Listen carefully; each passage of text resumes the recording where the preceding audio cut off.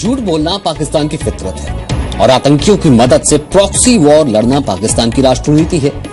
लेकिन देश के दुश्मनों के इस नापाक इरादे को नाकाम करने या कहें मटियामेट करने का आ गया है रुस्तम 2 अब। देश में बना सबसे बड़ा ड्रोन यानी मानव रहित विमान रुस्तम 2 अपने टेस्ट में पास हो गया है।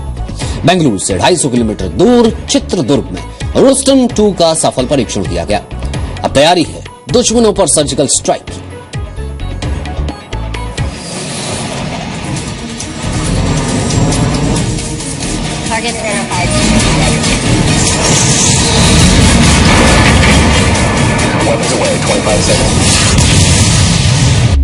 पाकिस्तान के लिए यम, इंडिया का रुस्तम।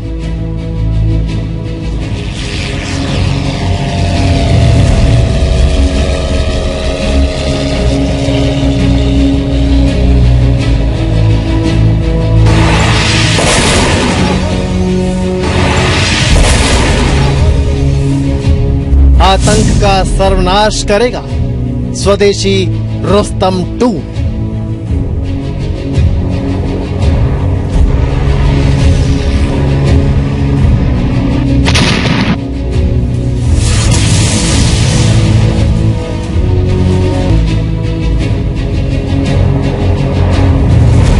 ये उड़ान है उस ड्रोन की जिसके पास ऐसी शक्ति है जो बड़े बड़े दुश्मनों को पलक झपकते ही तबाह कर सकता है।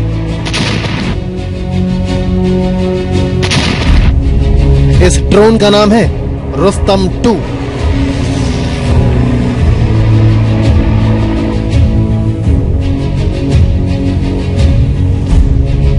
भारत में बना रुस्तम 2 अब दुश्मनों को चुन चुन कर मारने के लिए तैयार है।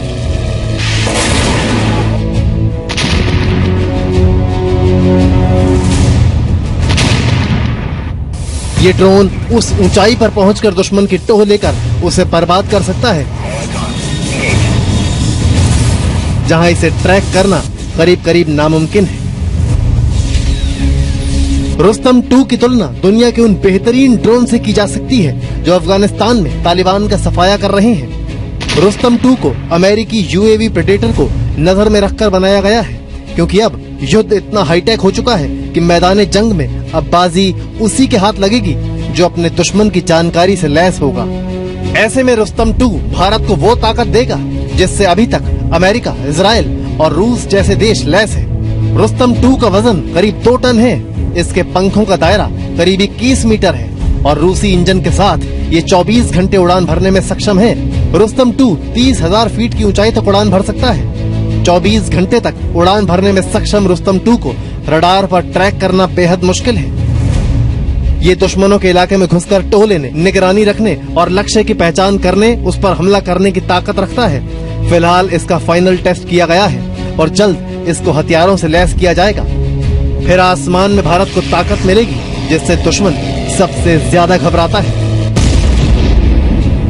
हथियारों से लैस कोई भी ड्रोन यानी अनमैन्ड कॉम्बैट एयर व्हीकल जब हमला करता है तो दुश्मन को एहसास भी नहीं होता कि बम किसने गिराया। इस विमान को हजारों किलोमीटर दूर एक केबिन में बैठा पायलट भी उड़ा सकता है जो इसके कैमरे और सेंसर के जरिए अपने टारगेट तक पहुंचता है। रुस्तम 2 करीब 500 किलोमीटर प्रति घंटे की रफ्तार से उड़ान भरेगा। इतना ही नहीं, 30,000 फीट पर सिंथेटिक अपर्चर रडार के जरिए बादलों के पार भी देख सकता है। इसे इस तरह से डिजाइन किया गया है कि ये दुश्मन के रडार पर भी काफी छोटा नजर आएगा। इसमें ऐसे सिस्टम लगे हैं जो दुश्मन की पकड़ में नहीं आएंगे। ये दिन के साथ साथ रात में अपना काम कर सकता है। टोह लेने के साथ ये दुश्मन पर अचूक निशाने के साथ हमला भी करेगा।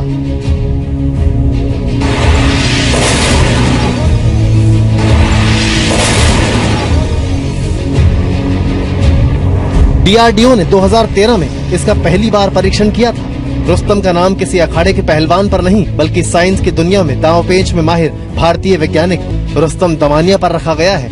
80 के दशक में रुस्तम दमानिया ने एविएशन की दुनिया में जो रिसर्च की उससे देश को काफी फायदा हुआ था।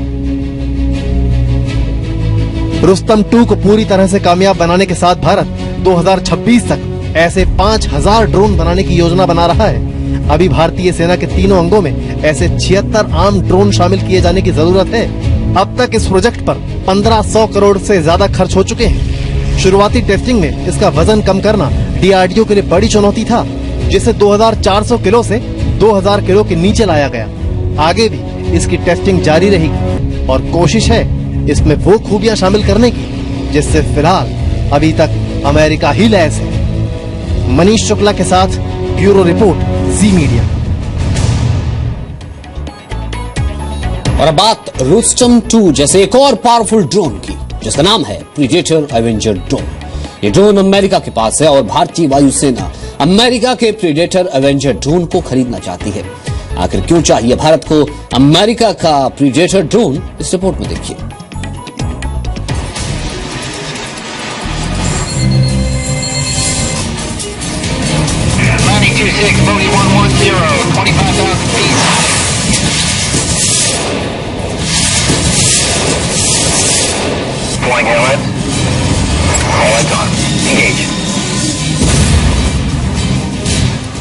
कुछ इसी तरह वॉर रूम में बैठे बैठे दुश्मनों की कब्र खोद दी जाएगी और इसके लिए किसी की जान भी खतरे में नहीं डालनी पड़ेगी।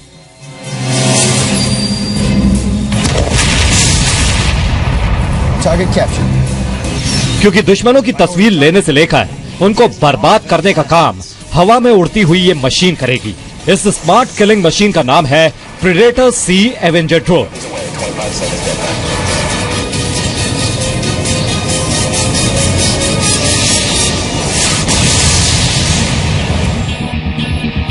बिना पायलट के उड़ने वाला यह अमेरिका का लेटेस्ट आर्म ड्रोन है। कैमरे, रडार, मिसाइल और बमों से लैस ये ड्रोन दुश्मनों को अपनी खबर दिए बिना उसके इलाके में घुसने की क्षमता रखता है। इसकी यही काबिलियत देखकर भारतीय वायुसेना इस ड्रोन को खरीदने की कोशिश में जुटी है। Weapons armed. Jammers on. Targets destroyed. Predator Avenger drone हवा में लगातार 18 घंटे तक उड़ते हुए 2900 किलोमीटर तक की दूरी तय कर सकता है।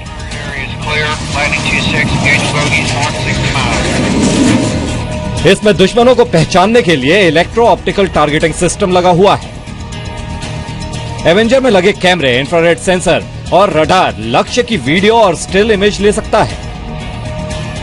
50,000 फीट की ऊंचाई पर उड़ते हुए एवेंजर जमीन पर किसी भी टारगेट को पहचानकर निशाना भी लगा सकता है। ये विमान स्टिल्थ यानी रडार की पकड़ में आए बिना उड़ सकता है और दुश्मन को खोजकर तुरंत उसका सफाया कर देता है। लेजर गाइडेड बम और हवा से जमीन पर मार करने वाली मिसाइल से लैस ये यूएवी अमेरिकी सेना का प्रमुख हथियार है।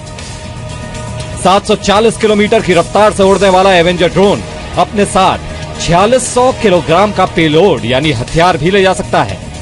हेल फायर मिसाइलों से लैस एवेंजर अपने दुश्मनों को सीधे नर्क भेजने का इंतजाम करता है। इस ड्रोन में कोई पायलट नहीं होता और इसे 12,000 किलोमीटर दूर से सैटेलाइट लिंक की मदद से ऑपरेट किया जा सकता है। अमेरिकी सेना का ड्रोन ऑपरेशन अफगानिस्तान में होता है, लेकिन कंट्रोल अमेरिका से किया जाता है। एवेंजर ड्रोन इसी सीरीज के पिछले वर्जन प्रीडेटर और रीपर से कहीं ज्यादा एडवांस और घातक है। पहले ड्रोन में टर्बोप्रॉप इंजन लगा था, लेकिन अब इसमें जेट इंजन लगा दिया गया है। इस ड्रोन की लंबाई 44 फीट है और इसके विंग्स यानी पंखों की लंबाई 66 फीट होती है। ये अमेरिका की मिलिट्री माइट का एक बहुत जरूरी, एक बहुत आवश्यक कंपोनेंट है, जिससे कि अमेरिका की आंखें 1000 किलोमीटर दूर पहुंचती हैं। वीडियो रिकॉर्डिंग 1000 किलोमीटर दूर और हजारों फुट ऊपर से हो सकती है। हेलफायर मिसाइल्स उसमें होती हैं जो दूर से मार सकते हैं, उसको कई मीलों दूर से मार सकते हैं। तो ये जो अमेरिकन आर्मी या अमेरिकन एयरफोर्स की जो ताकत है उसको कई गुना ज्यादा ये मल्टीप्लाई करके सामने पेश करती है। पाकिस्तान से आतंकियों को लगातार भेजने के कारण एवेंजर ड्रोन की डील देश के लिए बहुत जरूरी है। यह अत्याधुनिक ड्रोन जल्दी मिल जाए तो पाकिस्तान की तरफ से सीमा पर लगातार हमले को कंट्रोल करना आसान हो जाएगा। साथ ही सीमा पार आतंक के ठिकानों को भी आसानी से निशाना बनाया जा सकेगा।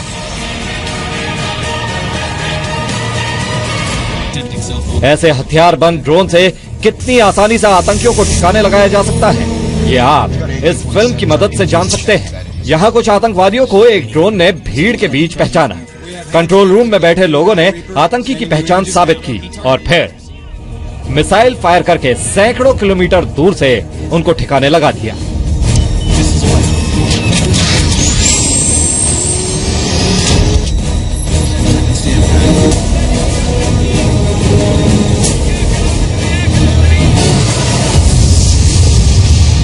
भारत को ड्रोन की आवश्यकता तमाम चीजों के लिए है।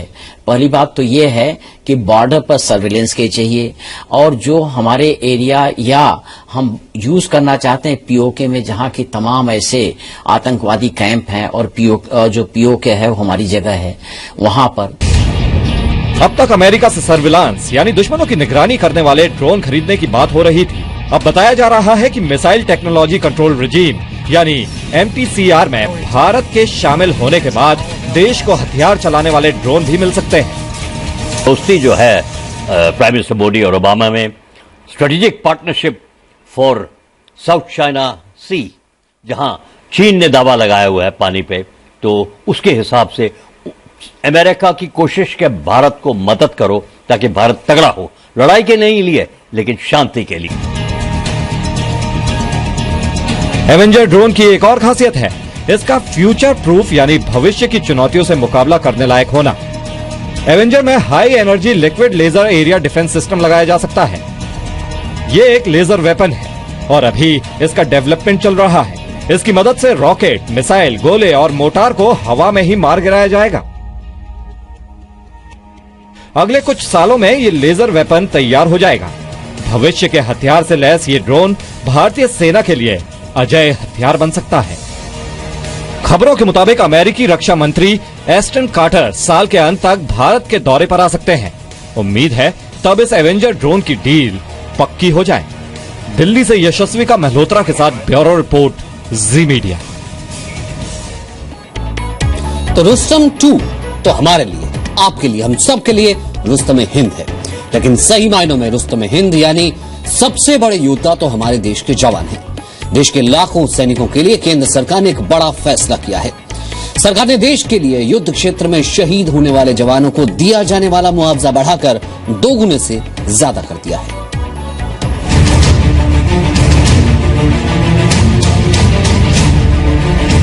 युद्ध के मैदान में देश के लिए लड़ने वाले वीर जवानों के हित में मोदी सरकार ने अहम फैसला लिया है। अब जंग लड़ते हुए शहीद होने वाले जवानों के परिवारों को 2 गुने से ज्यादा मुआवजा मिलेगा। रक्षा मंत्रालय की ओर से जारी बयान में कहा गया है कि ड्यूटी पर तैनात जवान की दुर्घटना में मौत होने के एवज में दिए जाने वाला मुआवजा 10 लाख से बढ़ाकर 25 लाख कर दिया गया है। वहीं आतंकियों से मुठभेड़ या समुद्री डाकुओं से लड़ते हुए शहीद के परिवार को 35 लाख रुपए दिए जाएंगे। युद्ध या युद्ध जैसे हालात होने पर या किसी दूसरे देश में भारतीय नागरिक के रेस्क्यू के दौरान जान जाने पर 45 लाख रुपए का मुआवजा दिया जाएगा। शहीद के परिवार वालों को मुआवजा प्रधानमंत्री राहत कोष से दिया जाएगा। 7वां वेतन आयोग डिफेंस में लागू होने तक प्रधानमंत्री राहत कोष से मुआवजे की रकम दी जाएगी।